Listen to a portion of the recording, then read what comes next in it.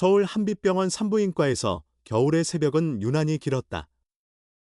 새하얀 조명이 비치는 복도 끝에서 갓 태어난 아이의 울음소리가 희미하게 흘러나왔다. 기록지에는 출생 시각과 체중, 그리고 작은 손목에 감긴 플라스틱 밴드의 일련 번호가 또박또박 적혀 있었다. 모두가 평범한 새 생명의 시작이라고 믿었던 그 순간, 한 명의 아기가 흔적도 없이 사라졌다. 경보도 없었고, 감시 카메라도 그 시간을 놓쳤다. 병원은 곧 정전기처럼 잠잠해졌고, 한 산모만이 자신의 아이가 도난당했다고 절규했다. 하지만 그 목소리는 곧 산후 혼란이라는 이름으로 묻혔다. 신문에도 방송에도 단 한 줄의 기사조차 실리지 않았다. 한빛병원은 그해 봄에 조용히 산부인과를 폐쇄했다. 아무 일도 없었다는 듯이 25년이 지난 지금, 부산의 바닷바람이 서늘하게 스며드는 오후, 한유진은 아버지의 유품을 정리하고 있었다. 아버지 한태식은 평생 공무원으로 성실하게 살아온 사람이었다. 그의 책상은 여전히 정돈되어 있었고, 펜의 방향까지 가지런했다. 유진은 서류철을 정리하다가 바닥이 걸리는 서랍을 발견했다. 손끝으로 밀어보니 묘하게 걸리는 느낌이 있었다. 서랍 안쪽에는 작은 금속 걸쇠가 달려 있었고, 옆에 오래된 열쇠 하나가 붙어 있었다. 그것은 아버지가 생전에 쓰던 확대경 밑에 테이프로 붙어 있던 작은 열쇠였다. 그녀는 무심코 열쇠를 돌렸다. 철컥. 아주 미세한 소리가 들렸다. 서랍 안에는 낡은 펠트천이 깔려 있었고, 그 위에 누렇게 바랜 봉투 한 장과 희미하게 변색된 플라스틱 밴드 하나가 있었다. 밴드에는 흐릿한 글씨로 한빛병원이라는 글자가 새겨져 있었다. 봉투는 얇고 부서질 듯한 종이로 한번 뜯었다 다시 붙인 흔적이 남아 있었다. 유진은 숨을 죽이고 봉투를 열었다. 그 안에는 오래된 출생신고서 한 장이 들어 있었다. 서류 상단에는 대한민국 보건복지부 서울특별시 출생신고서라는 문구가 보였다. 병원명은 한빛병원. 출생일은 25년 전의 겨울, 새벽 2시 14분. 아기 이름란에는 잉크가 번져 있었고, 어머니 항목에는 서라는 글씨만 남아 있었다.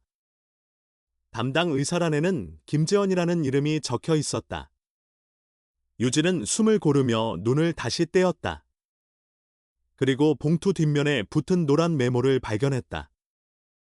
유진이, 내가 준비됐을 때 읽어라. 아빠, 아버지가 왜 이 문서를 숨겨놨을까? 한빛병원이라면 오래전에 폐쇄된 병원이었다. 유진은 갑자기 떠올랐다. 몇 해 전 기자 연수 중 취재 자료를 찾다가 본 오래된 기사 속 문구. 한빛병원. 행정착오로 인해 신생아 기록 일부 분실. 그때는 단순한 행정 문제로 생각했었다. 그런데 지금 손에 쥔 이 종이는 단순한 착오로 설명되지 않았다. 책상 위에는 아버지의 필체로 적힌 수첩이 한 권 있었다. 첫 페이지엔 단정한 글씨로 확인할 거이라는 제목이 적혀 있었다. 1. 입양 서류. 2. 출생 병원. 3. 왜 하필 한빛인가? 4. 밴드. 누가 가져왔는가?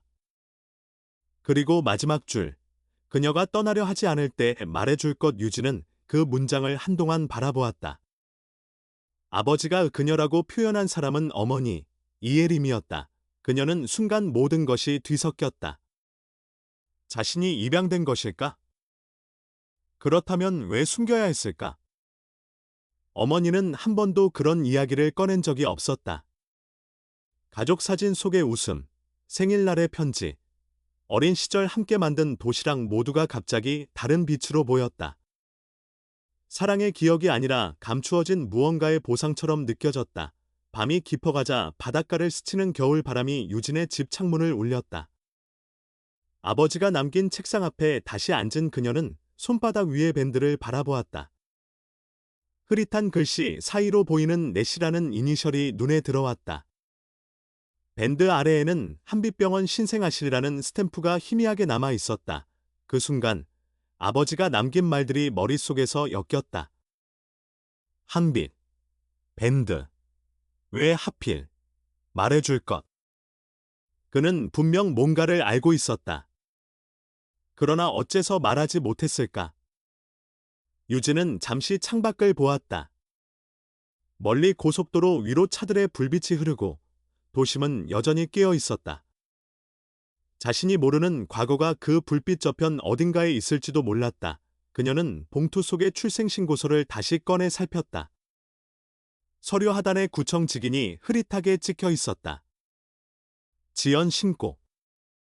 그 한 줄이 모든 것을 무너뜨렸다. 출생신고가 즉시 이루어지지 않았다는 뜻이었다. 누군가 의도적으로 시간을 벌었다는 의미였다. 서류의 여백에는 아버지의 또 다른 메모가 있었다. 김재원, 한빛, 417, 417. 그 숫자는 단순한 병실 번호일까? 아니면 암호일까? 유진은 곧장 노트북을 켰다. 인터넷 검색창에 한빛병원 417호라고 입력했다. 결과는 거의 없었다. 몇 년 전 병원 철거 관련 뉴스, 성면 제거 공사, 그리고 한 줄의 짧은 기사. 한빛병원 출산부, 신생아 바뀌었다 주장. 클릭했지만 페이지는 열리지 않았다. 404 납 파운드, 마치 누군가 의도적으로 지운 듯했다. 화면을 응시하던 유진은 천천히 컴퓨터를 닫았다.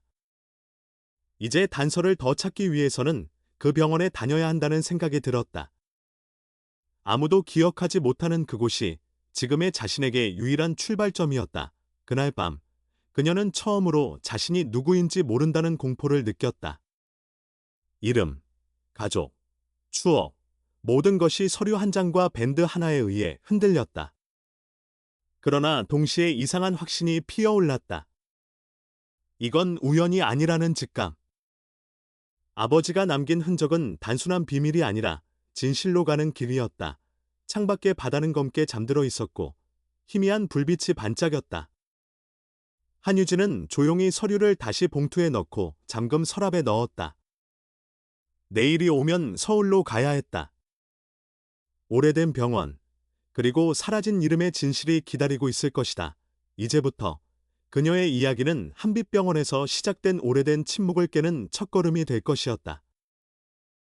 부산에서 출발한 첫 기차는 아직 어둠이 남아있는 일은 새벽에 서울역에 도착했다. 한유진은 아버지가 남긴 단서 속병원 이름을 따라 강북의 오래된 지역으로 향했다. 한빛병원은 이미 폐쇄된 지 오래였지만 그녀가 찾은 것은 병원 건물 자체가 아니라 그 흔적이었다. 인터넷에서 찾은 몇 줄의 문장, 행정 오류로 인한 신생아 기록 분실, 그리고 의료진 이름 김재원.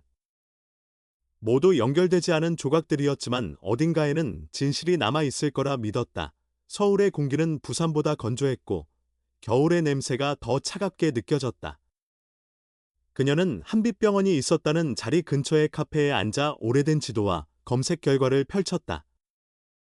병원이 있던 곳에는 이미 새로운 빌딩이 들어서 있었고 관리 사무소 직원은 그런 병원은 20년 전에 철거됐다 고만 말했다.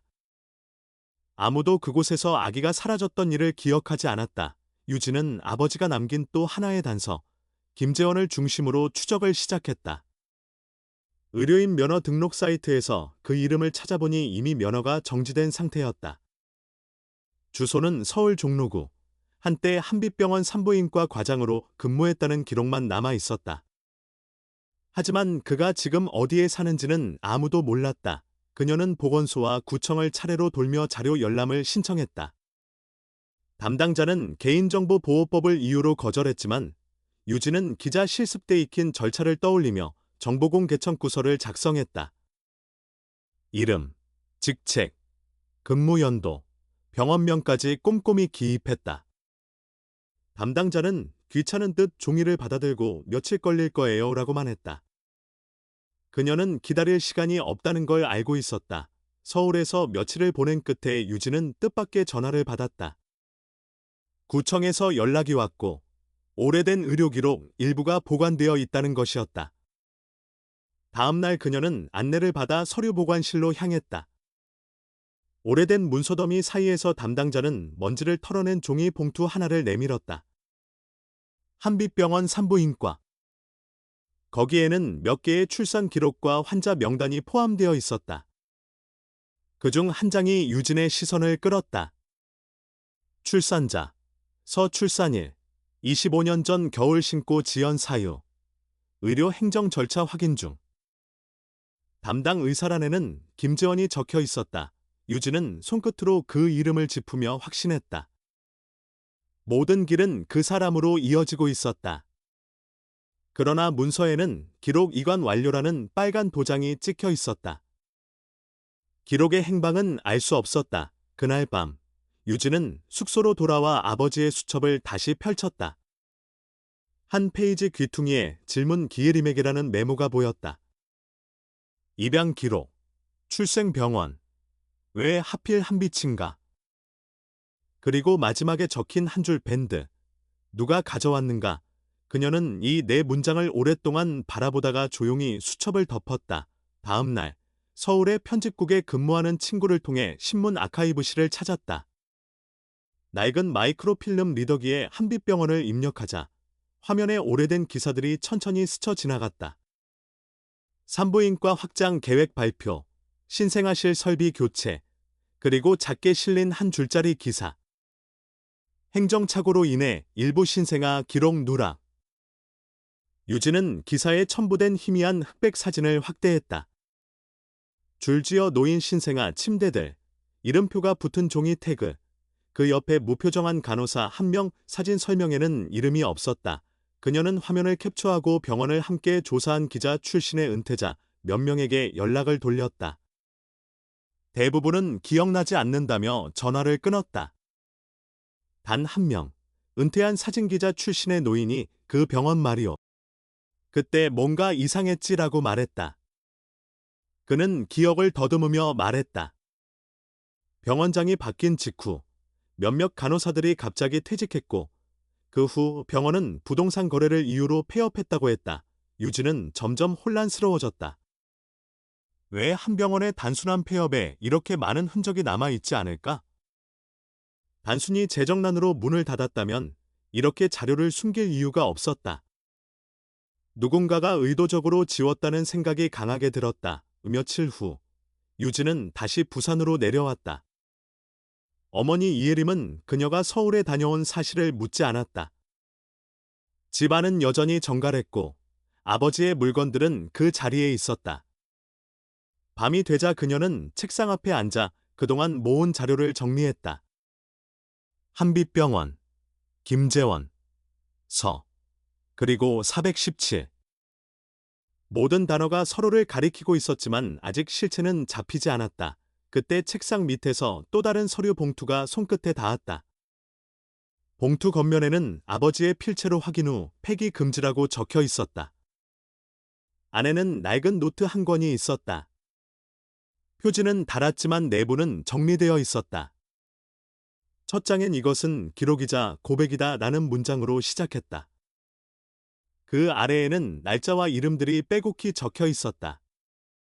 1990년대 후반 한빛병원 신생아실 의료진 명단. 그리고 중간에 밑줄이 그어진 이름 하나. 서미란, 간호조무사. 유진은 처음 보는 이름이었지만 이상하게 낯설지 않았다. 아버지가 왜 이 노트를 남겼는지 이제 알 것 같았다. 그는 진실을 알았지만 직접 말할 용기가 없었다. 대신 흔적을 남겼다. 그녀는 다음 날 아침 바로 서울로 전화를 걸었다. 한빛병원에서 근무했던 간호사 명단 중 서미란이 남긴 흔적을 찾기 위해 간호조무사 협회와 의료인 연락망을 뒤졌다. 놀랍게도 그 이름이 여전히 등록되어 있었다. 주소지는 인천 구월동. 은퇴한 지 10년 유진은 수첩에 그 주소를 적었다. 그녀의 머릿속에서 모든 조각이 맞춰지고 있었다. 사라진 아기, 병원, 서씨, 그리고 아버지가 남긴 밴드. 이제 다음 발걸음은 분명했다. 그녀는 떠나기 전 봉투 속 문서들을 하나하나 정리해 봉투에 넣었다. 책상 위에는 여전히 아버지의 향기가 남아 있었다. 한유진은 마지막으로 노트를 덮으며 중얼거렸다. 이제 시작이야. 그날 밤 창밖의 불빛 사이로 지나간 버스 한 대가 도심을 벗어나며 희미하게 멀어졌다. 그녀는 그 불빛이 자신이 따라가야 할 진실의 길처럼 느껴졌다. 부산의 밤은 고요했지만 한유진의 마음속은 더 이상 조용하지 않았다. 25년 전 한빛병원에서 시작된 이름 없는 아기의 흔적이 이제 현실 속으로 모습을 드러내려 하고 있었다. 인천 구월동의 오래된 아파트 단지는 시간이 멈춘 듯 조용했다. 한유진은 주소를 확인한 뒤 관리사무소에서 거주 확인을 요청했다. 서미란이라는 이름은 여전히 세입자 명단에 있었다. 며칠 후 우편함에 넣어둔 편지에 대한 답장이 도착했다. 짧은 문장이었다. 한빛병원 이야기를 하러 온다면 내일 오전에 오세요. 서미란, 그녀는 다음 날 아침 일찍 약속된 주소로 향했다. 문이 열리자 머리가 희끗한 여성이 나타났다. 유진은 자신을 소개하며 아버지의 이름을 말했다. 서미란은 잠시 멈칫하더니 고개를 끄덕였다. 거실에는 낡은 서류 상자들이 쌓여 있었다. 그녀는 차를 따르며 조용히 입을 열었다. 나는 그 병원에서 5년 동안 일했어요. 처음엔 평범했지만 어느 날부턴가 이상한 일들이 반복됐죠. 신생아실에서 아이들의 이름표가 바뀌어 있었고 모니터링 명단에 없는 아기들이 나타나기도 했어요. 유진은 기록기를 꺼내 그녀의 말을 그대로 담았다. 섬이라는 기억을 더듬으며 말했다. 그때 의사 김재원 밑에서 일했어요. 그는 늘 서류를 직접 검토했죠. 문제는 그 서류들이 늘 며칠 늦게 제출됐다는 거예요. 지연 신고라는 도장이 찍힌 기록들이 많았죠. 그녀는 손을 떨며 한 장의 복사본을 꺼냈다. 오래된 신고서였다. 환자 이름은 서, 담당인은 김재원. 그녀는 낮은 목소리로 덧붙였다. 그건 한 어머니의 이름이에요. 아이가 태어나자마자 사라졌어요. 병원은 등급 이송 중 사망이라고 했지만 나는 믿지 않았어요. 그날 밤, 그 아이는 417호에서 다른 간호사가 품에 안고 내려갔거든요. 유진의 손에 힘이 들어갔다. 417호, 아버지가 남긴 숫자였다. 섬이라는 계속 말했다. 417호는 공식적으로 존재하지 않는 방이었어요. 행정상으로는 창고로 처리됐지만 몇몇 밤에는 불이 켜져 있었어요. 우리는 묻지 않았어요. 묻는 순간 자리를 잃을 테니까요. 유진은 조심스럽게 물었다. 그 후엔 어떻게 됐나요? 섬이라는 한참 침묵하다가 말했다. 몇 달 뒤 병원이 폐쇄됐어요. 그리고 병원장이 해외로 나갔다는 소문이 돌았죠. 나는 그날 이후 간호 일을 그만뒀어요. 하지만 누군가 내 집 우편함에 사진 한 장을 넣고 갔어요. 신생아실 사진이었죠. 아이들이 줄지어 누워있고 한쪽 구석에 태그가 없는 아기 하나가 있었어요. 그 아이의 팔목엔 내시로 시작하는 글자가 있었어요. 유진은 숨을 들이켰다. 그녀의 밴드에도 그 글자가 있었다. 섬이라는 상자 하나를 밀어주었다. 그 안에는 노트, 병원 서류 복사본, 그리고 한 장의 오래된 명함이 있었다. 김재원 산부인과 전문의 한빛병원. 명함 뒷면에는 연필로 적힌 문구가 있었다. 서양동 미정의 모기록 보관 금지. 유진은 상자를 조심스럽게 닫았다. 섬이라는 이제 와서 말해도 아무것도 달라지지 않을 거예요. 하지만 나는 그 아이가 살아있다고 믿어요. 병원에서 데려간 아이들은 죽지 않았어요. 다른 이름으로 살아갔을 뿐이에요. 그녀의 말은 확신에 가까웠다. 유진은 인사를 마치고 인천역 근처로 돌아왔다. 마음속에서 무언가 정리되지 않은 채로 얽혀 있었다. 서라는 성, 애쉬로 시작하는 밴드, 그리고 아버지가 남긴 지연 신고서. 모든 단서가 하나의 방향을 가리키고 있었다. 그러나 이름을 되찾는 일은 단순히 진실을 확인하는 게 아니었다. 그건 존재 자체를 다시 정의하는 일이었다. 그날 밤, 숙소로 돌아온 유진은 서류를 정리했다. 한빛병원, 김재원, 서미란, 417호. 그녀는 각 단어를 차례로 종이에 적고 선으로 연결했다. 그 중심에는 서하늘이라는 이름이 있었다. 그 이름이 더 이상 단순한 기록 속 글자가 아니라 자신이 걸어가야 할 진실의 좌표임을 느꼈다. 며칠 뒤, 유진은 다시 서울로 향했다. 이번에는 직접 김재원의 행방을 추적하기 위해서였다. 의료협회에 등록된 주소지는 이미 오래전에 변경되어 있었고 등록 취소 기록만 남아 있었다. 그러나 한 장의 메모가 눈에 들어왔다. 의료자문 교양병원 근무 경기도 하남시. 그녀는 곧장 하남시로 향했다. 요양병원은 조용했다. 접수처 직원은 그분은 건강이 안 좋아 몇 년 전부터 입원 중이에요. 면회는 가능하지만 짧게만 하세요라고 했다. 유진은 면회 신청서를 작성하며 손끝이 떨렸다. 방번호를 받은 순간 마음속에서 오래 묵은 무언가가 흔들렸다. 면회실 문이 열렸을 때 휠체어에 앉은 노인이 창밖을 보고 있었다. 이름표에는 김재원이 적혀 있었다.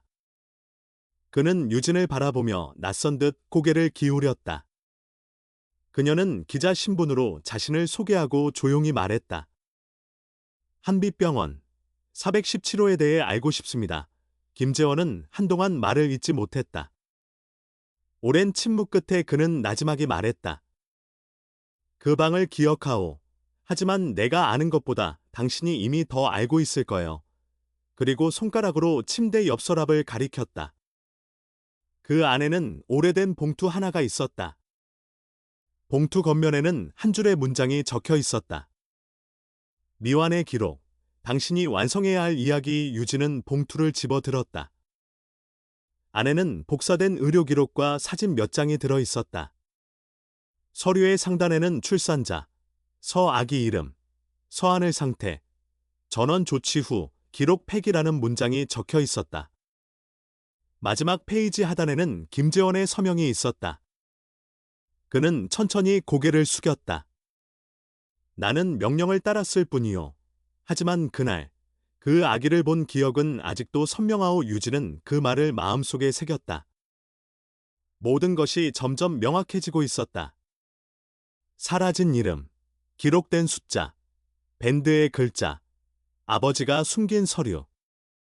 이제 퍼즐의 마지막 조각이 남아 있었다.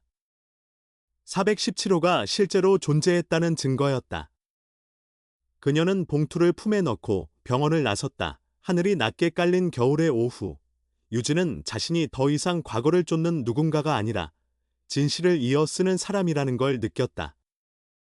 한빛병원의 문은 닫혔지만 이야기는 아직 끝나지 않았다. 417호의 기록을 완성할 시간만이 남아 있었다. 한유진은 하남 요양병원에서 돌아온 뒤 며칠 동안 잠을 제대로 이루지 못했다. 김재원이 건넨 봉투의 복사본은 명백한 증거였다.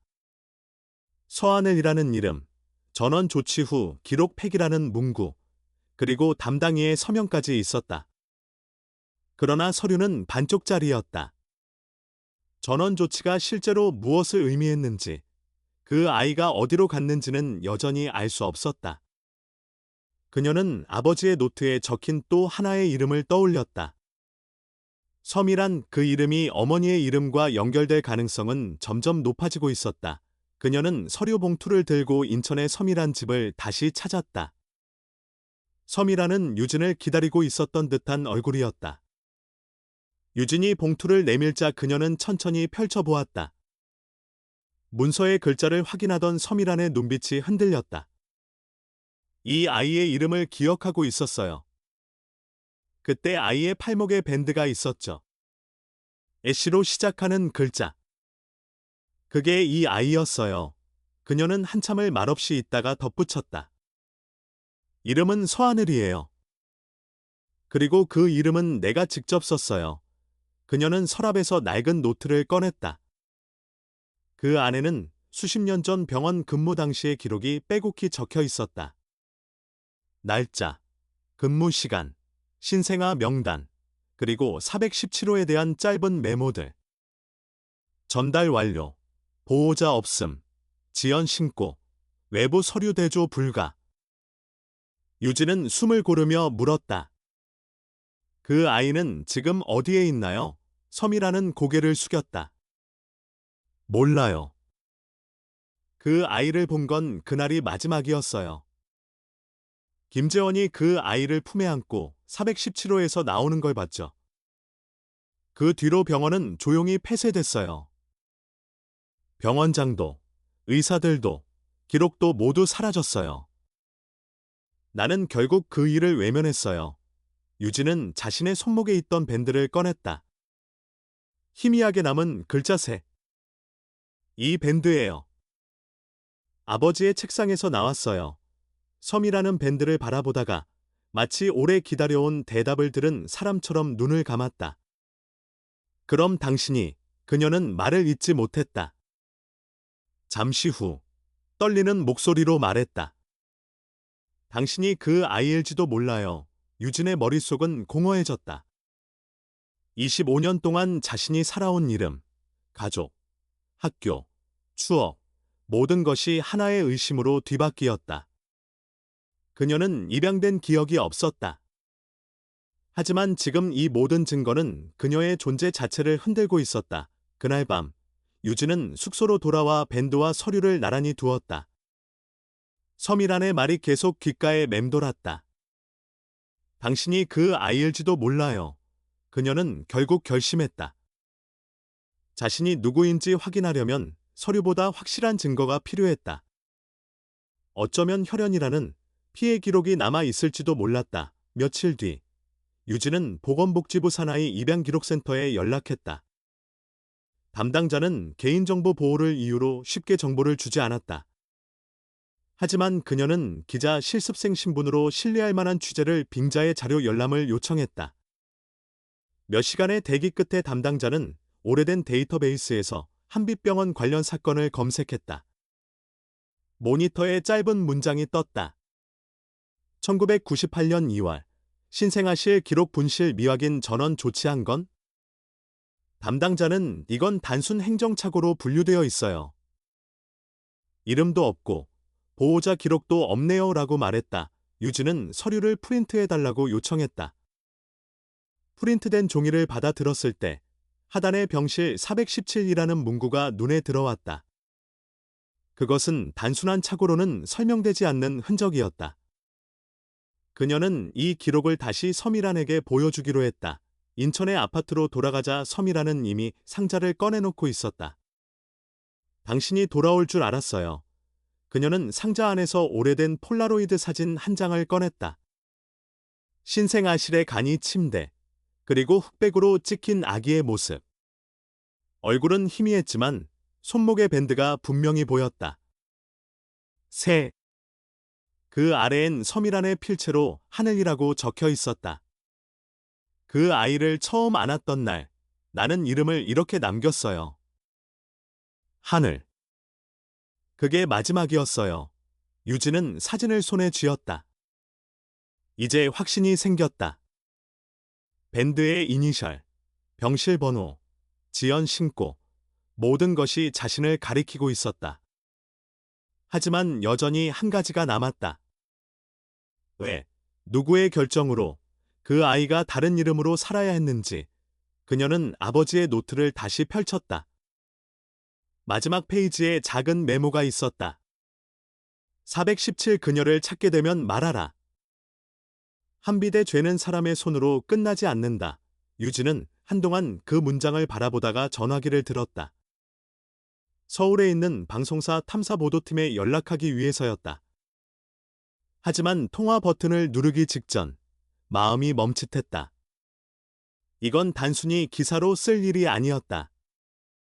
자신이 중심이 된 이야기였다. 그녀는 결국 전화를 걸지 않았다. 대신 스스로 확인하기로 했다. 기록의 마지막 흔적을 찾아 한빛병원의 부주로 향했다. 병원 자리에 들어선 빌딩의 관리 사무소 직원은 오래된 도면을 보여주었다.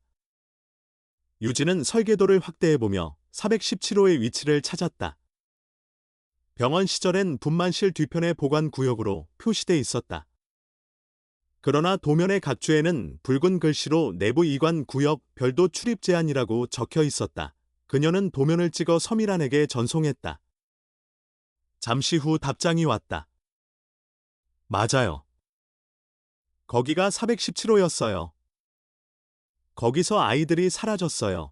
문자 한 줄이 전부였지만 그 한 문장이 진실의 문을 여는 열쇠였다. 유진은 더 이상 망설이지 않았다. 김재원에게 다시 전화를 걸었다. 그는 숨을 고르며 말했다. 당신이 찾고 있는 그 아이, 서한을.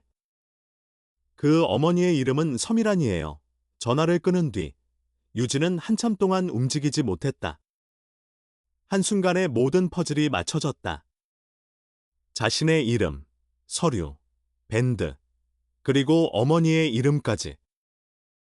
모든 길의 끝에는 한빛병원과 417호가 있었다. 그녀는 인천으로 향하는 버스표를 예매했다. 이제 직접 물을 차례였다. 어쩌면 자신이 잃은 건 이름뿐 아니라 어머니의 시간일지도 몰랐다. 버스가 출발하자 그녀는 창밖으로 서울의 회색 하늘을 바라보았다. 그 속에서 오직 한 단어만이 머릿속을 맴돌았다. 서한을, 그것이 그녀의 이름이었고 진실의 시작이었다. 인천으로 향하는 버스 안에서 한유진은 서류 가방을 꼭 쥐고 있었다. 버스가 도착하자마자 그녀는 바로 어머니 이예림의 집으로 갔다. 아버지의 죽음 이후 처음이었다. 현관문을 열자 익숙한 향이 퍼졌고 그 안에서 여전히 모든 것이 제자리를 지키고 있었다.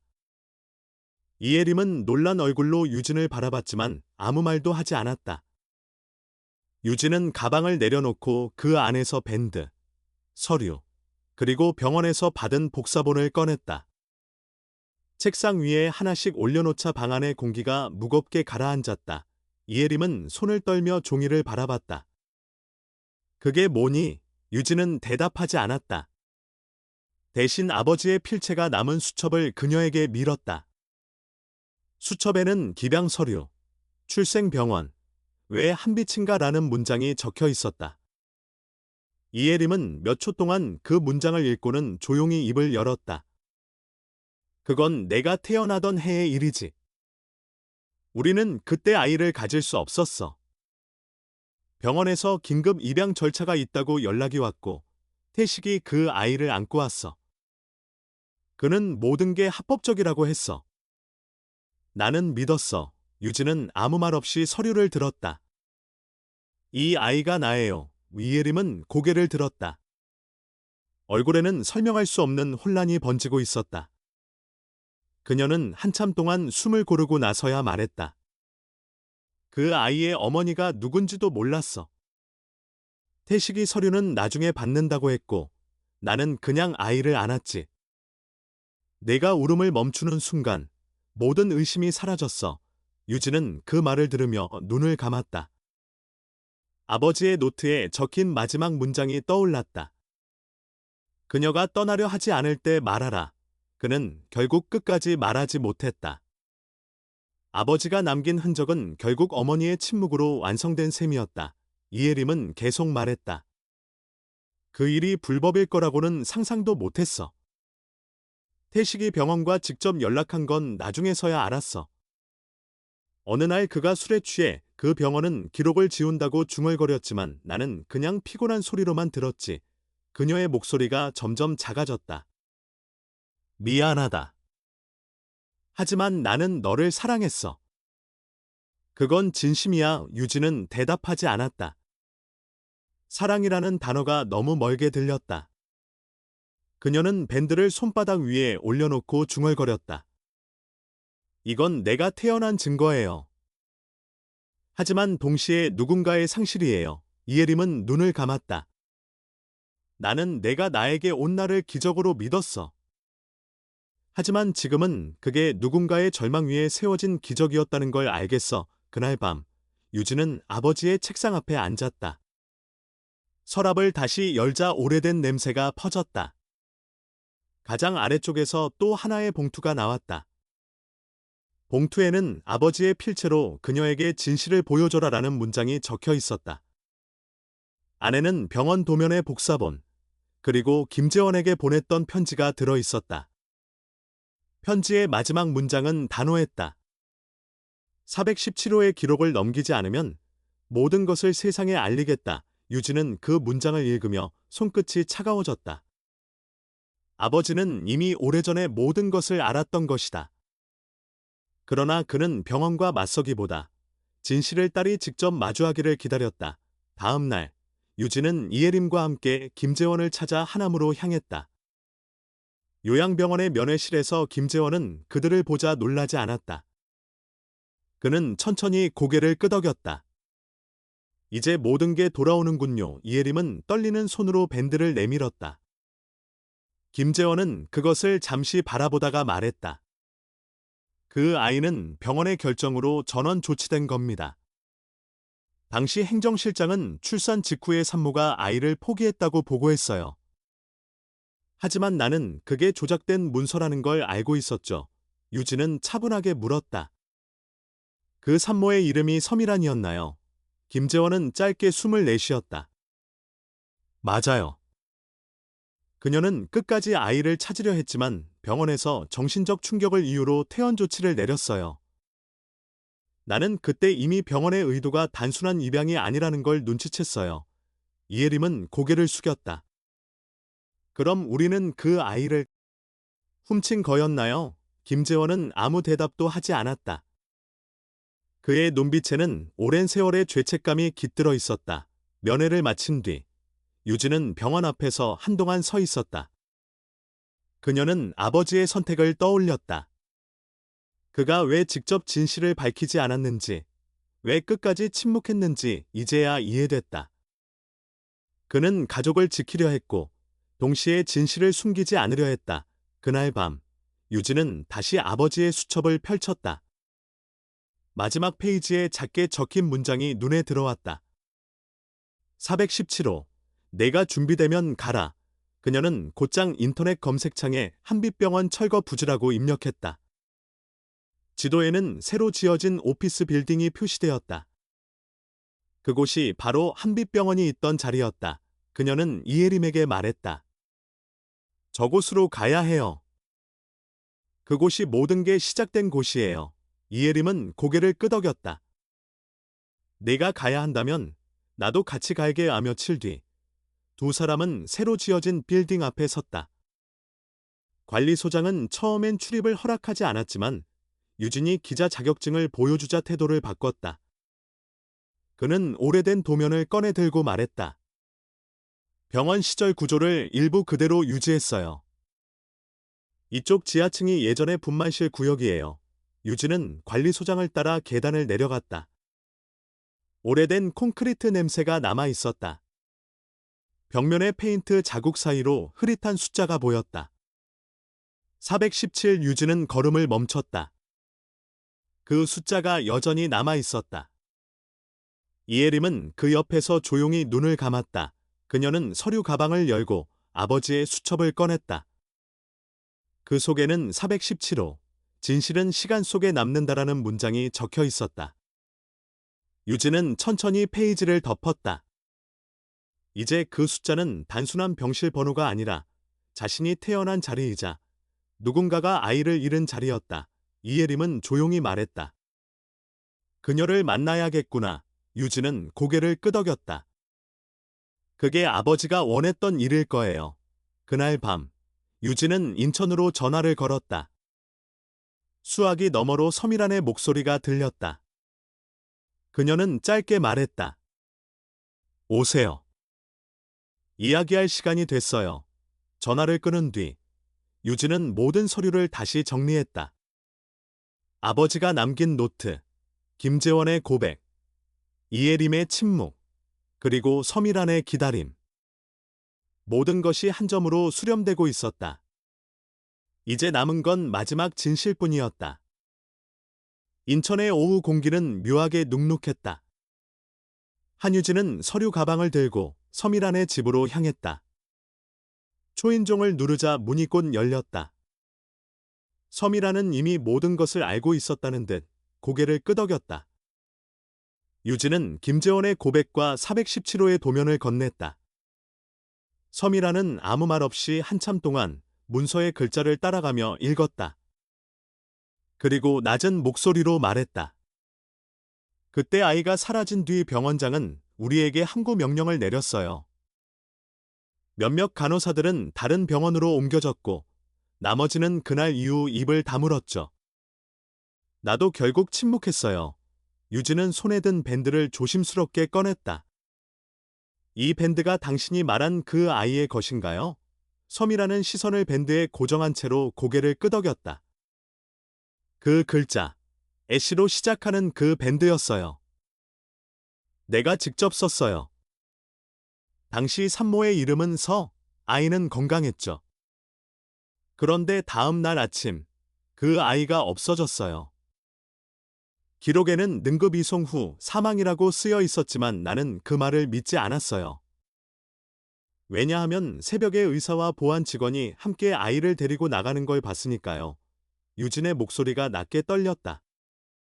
당신은 그 산모의 이름이 섬이란이라고 했죠. 그렇다면 그녀는 말을 잇지 못했다. 섬이라는 고개를 들었다. 그래요. 그 아이가 내 아이였어요. 나는 그날 병원에서 모든 걸 잃었죠. 하지만 그 아이가 죽었다는 걸 한 번도 믿지 않았어요. 그녀는 손을 모으며 말을 이었다. 병원이 폐쇄된 뒤 나는 한동안 행정서류를 뒤졌어요. 하지만 어디에도 내 아이의 사망 신고는 없었어요. 대신 어떤 가족이 갑자기 입양 허가를 받았다는 기록이 있었죠. 날짜는 아이가 사라진 다음 날이었어요. 유진은 숨을 고르며 물었다. 그 가족의 이름, 혹시 기억하시나요? 섬이라는 잠시 생각에 잠겼다가 말했다. 한태식. 아버지의 이름이었어요. 유진의 손끝이 굳었다. 공기가 멈춘 듯했다. 모든 것이 맞물렸다. 그녀는 서류를 펼쳐보며 말했다. 그럼 당신이 내 생모군요. 섬이라는 고개를 끄덕였지만 눈빛에는 안도와 두려움이 동시에 섞여 있었다. 나는 당신이 살아있다는 걸 알았어요. 하지만 병원이, 그리고 그 뒤의 사람들이 너무 무서웠어요. 그들은 단순한 의사나 행정직이 아니었어요. 정치인, 재단 관계자, 그리고 입양 중개인들이었죠. 그들은 신생아를 사고 팔았어요. 나는 그 사실을 세상에 말하지 못했어요. 유진은 입술을 깨물었다. 그들은 아직 남아있나요? 섬이라는 고개를 저었다. 대부분은 은퇴했지만 그중 몇몇은 여전히 권력의 중심에 있어요. 그래서 조용히 살아야 했어요. 내가 입을 여는 순간 나뿐 아니라 당신까지 위험해질 테니까. 잠시 침묵이 흘렀다. 유진은 조용히 말했다. 이제 그 위험을 끝내야 해요. 섬이라는 눈을 감았다. 당신이 그럴 거라고 생각했어요. 하지만 혼자선 안 돼요. 아직 병원의 보안 책임자였던 최성민이라는 사람이 살아있어요. 그는 병원의 비밀을 지키는 대가로 돈을 받았죠. 만약 그가 입을 연다면 모든 걸 증명할 수 있을 거예요. 그녀는 작은 메모지를 내밀었다. 그 위에는 한 주소가 적혀 있었다. 그가 지금은 경기도 안성에 살아요. 하지만 조심해야 해요. 그 사람은 여전히 병원의 잔당과 연락하고 있을 거예요. 유진은 메모지를 가방에 넣었다. 그를 찾아가겠어요. 그리고 417호의 기록을 되찾을 거예요. 섬이라는 고개를 끄덕였다. 그 방은 단순한 병실이 아니었어요. 그곳은 신생아 교환이 이루어지던 장소였어요. 나는 그 방을 절대 잊을 수 없어요. 의사와 간호사가 아이를 바꿔치기 하고 기록을 덮었죠. 그렇게 사라진 아이들이 많았어요. 유진은 더 이상 듣고 있을 수 없었다. 그러나 눈을 피하지도 않았다. 그렇다면 나 말고도 다른 아이들이 있었겠군요. 섬이라는 짧게 대답했다. 그래요. 하지만 대부분은 흔적이 지워졌어요. 유진은 서류를 챙겨 일어섰다. 이제 그들의 흔적을 되찾을 차례예요. 그녀는 집을 나서며 뒤를 돌아보았다. 서미라는 조용히 말했다. 당신의 이름은 유진이기도 하지만 하늘이기도 해요. 그 이름을 잊지 마요. 며칠 후 유진은 안성의 주소로 향했다.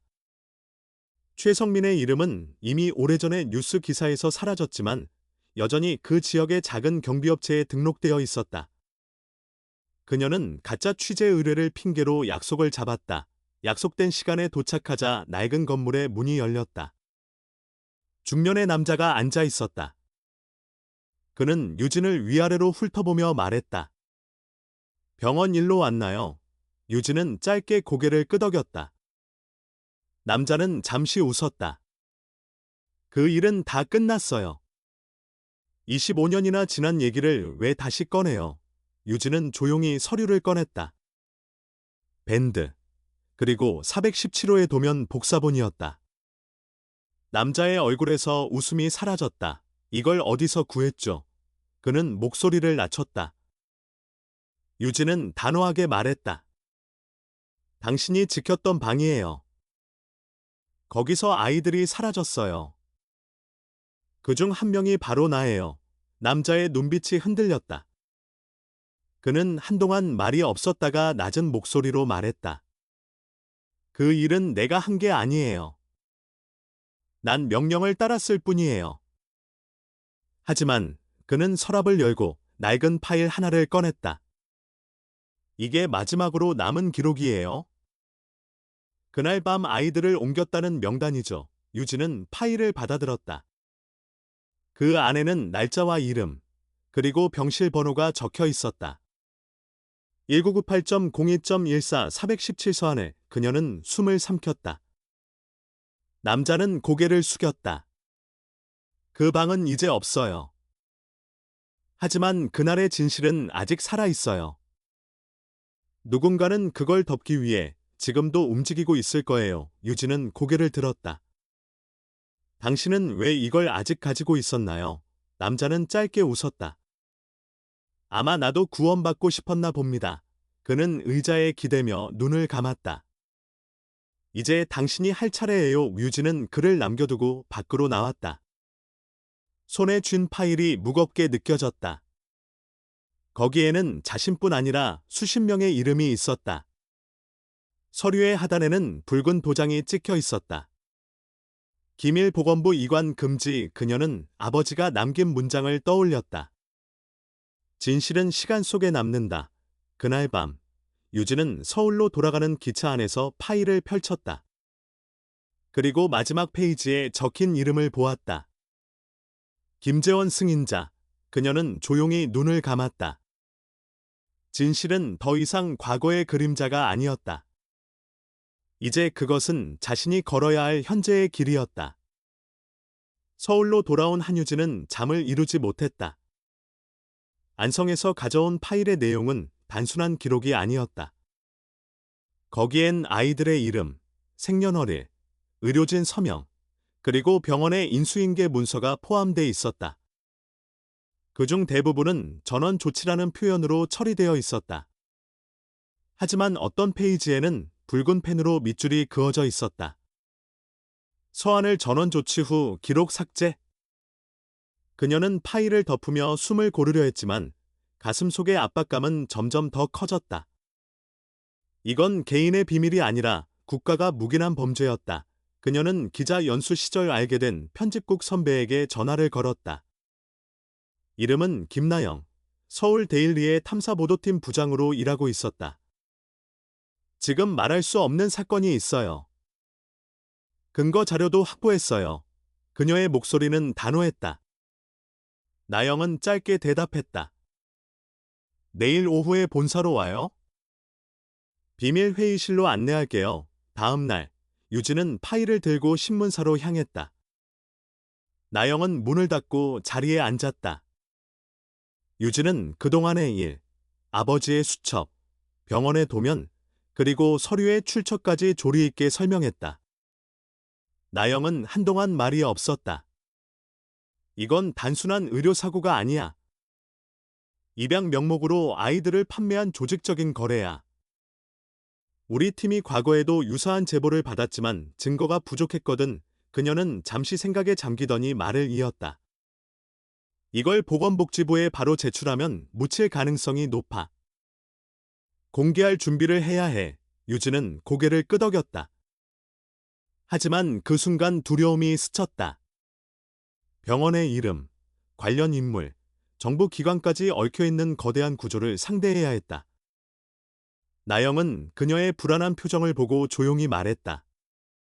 진실을 드러내는 일은 두렵지만 그 두려움을 이기는 게 기자의 일이지. 며칠 후 탐사보도팀은 공식 취재에 들어갔다. 유진은 현장 취재원으로 참여했다. 팀은 병원의 옛 직원들, 입양 알선 기관, 그리고 행정 담당자들을 인터뷰했다. 대부분의 사람들은 아무것도 모른다고 했지만 몇몇은 낮은 목소리로 속삭였다. 그 일은 오래전에 정리된 거예요. 손대지 않는 게 좋아요. 그러던 중 김재원이 다시 연락을 해왔다. 그의 목소리는 피곤했지만 결심이 담겨 있었다. 그 아이의 기록을 지운 건 내가 아니오. 난 단지 서류를 넘겼을 뿐이오. 하지만 그때의 대화를 녹음해뒀소. 이제 그걸 전하겠소. 유진은 즉시 하남의 요양병원으로 향했다. 김재원은 침대 곁 서랍에서 낡은 녹음기를 꺼내 건넸다. 그날 밤 병원장과 재단 이사장이 나눈 대화요. 그들이 어떻게 아이들을 다른 이름으로 등록했는지가 들어있소. 그는 짧게 숨을 고르고 말했다. 이건 내 고백이요. 그때 침묵한 대가로 평생 죄책감 속에 살았소. 이제라도 속죄하고 싶소. 녹음 파일을 들은 유진은 손이 떨렸다. 테이프 속에는 낮고 차분한 남자의 목소리가 있었다. 417호. 서류는 폐기해. 부모는 아이를 잃었다고 믿게 만들어. 대신 입양 서류로 전환해. 그리고 또 다른 목소리가 대답했다. 지시대로 하겠습니다. 그 짧은 대화가 모든 걸 설명하고 있었다. 유진은 그 파일을 복제해 나영에게 전달했다. 나영은 말없이 이어폰을 꽂고 들었다.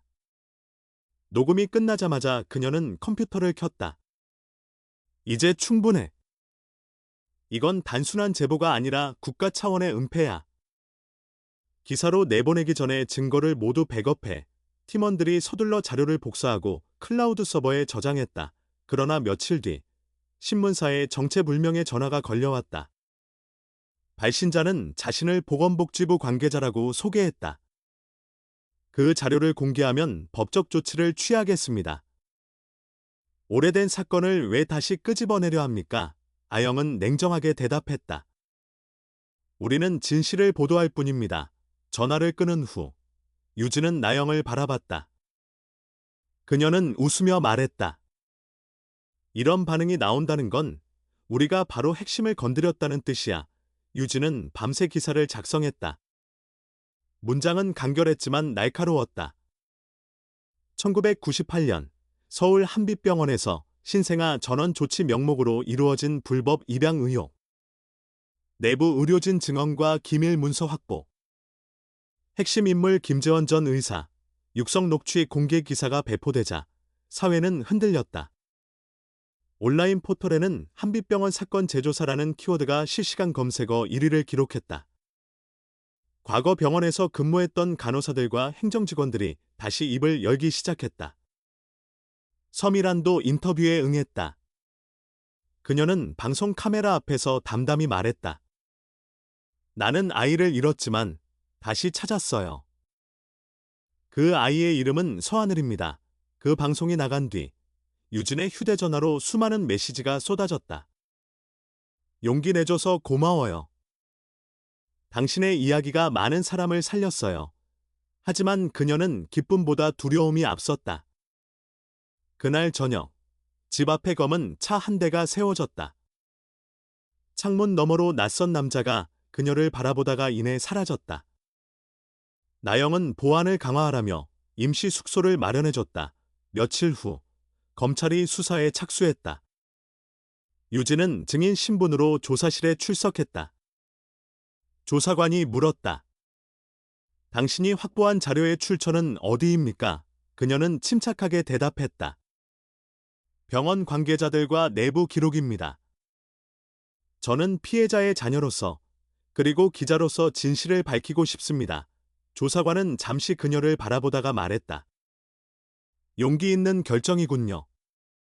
이 사건은 단순히 한 병원의 문제가 아닙니다. 유진은 고개를 숙였다. 그 말은 곧 진실이 사회의 구조까지 흔들 수 있다는 뜻이었다. 조사가 진행되던 중 김재원은 병원에서 세상을 떠났다. 그는 생전 마지막으로 남긴 유서를 통해 모든 사실을 자백했다. 나는 명령에 복종한 죄인이다. 하지만 진실은 유진을 통해 세상으로 나갈 것이다. 그의 죽음은 기사로 보도되었고 여론은 더욱 뜨거워졌다. 서울지검은 특별수사본부를 설치했다. 그동안 침묵하던 관계자들이 하나둘씩 소환되었다. 유진은 뉴스 화면 속에 비친 그 모습을 묵묵히 지켜봤다. 그녀는 더 이상 과거를 쫓는 사람이 아니었다. 이제 진실을 세상에 드러낸 증인이자 스스로의 이름을 되찾은 존재였다. 밤이 깊어갈 무렵 그녀는 노트북을 닫고 조용히 중얼거렸다. 아버지, 이제 약속을 지켰어요. 그리고 다시 한번 자신에게 되뇌었다. 나는 한유진이자 서하늘이다. 진실은 마침내 세상 밖으로 나왔다. 며칠이 지나 검찰청의 회색 건물 앞에 기자들이 모였다. 사회적 파장은 예상보다 컸고 한빛병원 사건은 전면 재수사로 확대되었다. 보건복지부와 입양 관련 기관의 관계자들이 줄줄이 소환되었다. 유진은 다시 증인 자격으로 출석했다. 조사실 안공기는 조용했지만 모든 질문에는 무게가 실려 있었다. 당신이 발견한 원본 출생 기록 말입니다. 그것이 진짜임을 입증할 수 있습니까? 그녀는 서류 가방에서 원본 증명서를 꺼내며 대답했다. DNA 결과와 일치합니다. 제 이름은 한유진이지만 출생신고서에 적힌 이름은 서하늘입니다. 조사관은 잠시 눈을 감았다. 당신의 용기가 수많은 사람의 진실을 바꾸게 될 겁니다. 조사가 끝난 뒤 기자회견장이 열렸다. 수많은 플래시가 터졌고 그녀의 얼굴이 조심스럽게 세상에 비쳤다. 기자가 물었다. 이제 진실이 밝혀졌는데 앞으로의 계획은 무엇입니까? 유진은 짧게 숨을 고르고 말했다. 이건 저 한 사람의 이야기가 아닙니다. 이름을 잃은 아이들, 진실을 숨긴 어른들, 그리고 침묵을 선택한 사회 모두의 이야기입니다. 저는 더 이상 도망치지 않을 겁니다. 이 이야기를 기록으로 남기겠습니다. 그날 저녁, 그녀는 인천으로 향했다. 서미랑과 이예림이 함께 기다리고 있었다. 서로 다른 세 여인이 한자리에 앉았다. 한 사람은 잃어버린 어머니였고, 한 사람은 지키려 했던 어머니였으며, 한 사람은 그 두 세상 사이에서 자신을 찾아야 했던 딸이었다. 세 사람은 오랜 침묵 끝에 손을 맞잡았다. 우리 셋 모두 피해자였어요. 서미란의 목소리가 떨렸지만 단단했다. 하지만 이제는 끝내야 해요. 진실을 두려워하지 말아요. 이예림은 조용히 고개를 끄덕였다. 내가 숨긴 건 사랑이 아니라 두려움이었어요. 이제는 당신의 이름을 되찾을 시간이에요. 유진은 작은 상자를 꺼냈다. 그 안에는 2개의 물건이 있었다. 병원 밴드와 별 모양의 펜던트. 그녀는 둘을 책상 위에 나란히 두었다. 이건 나의 시작이자 당신의 기억이에요. 서미라는 눈을 감았다. 당신이 살아있다는 게 내 인생의 기적이에요.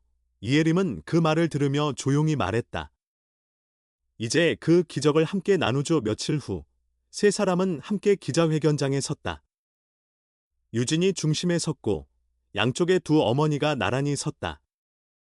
수많은 카메라 앞에서 유진은 담담히 말했다.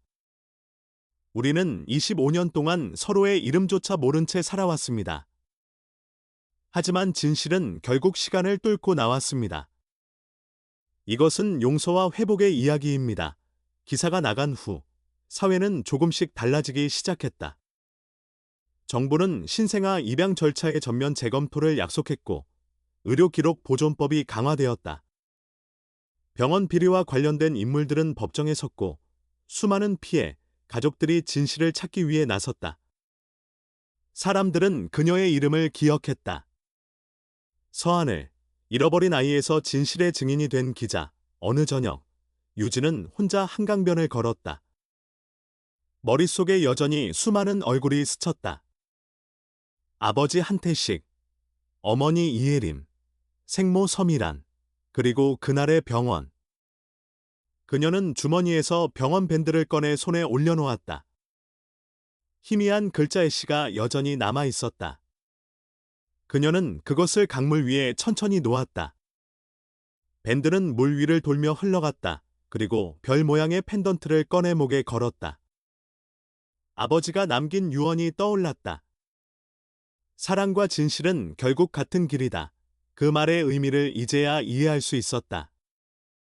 진실은 상처를 남기지만 그 상처를 마주할 때 비로소 사랑이 완성된다는 것을. 그날 밤 집에 돌아온 그녀는 노트북을 열고 새 기사의 제목을 적었다. 진실의 이름으로 잃어버린 세대의 기록. 기사의 첫 문장은 이렇게 시작됐다.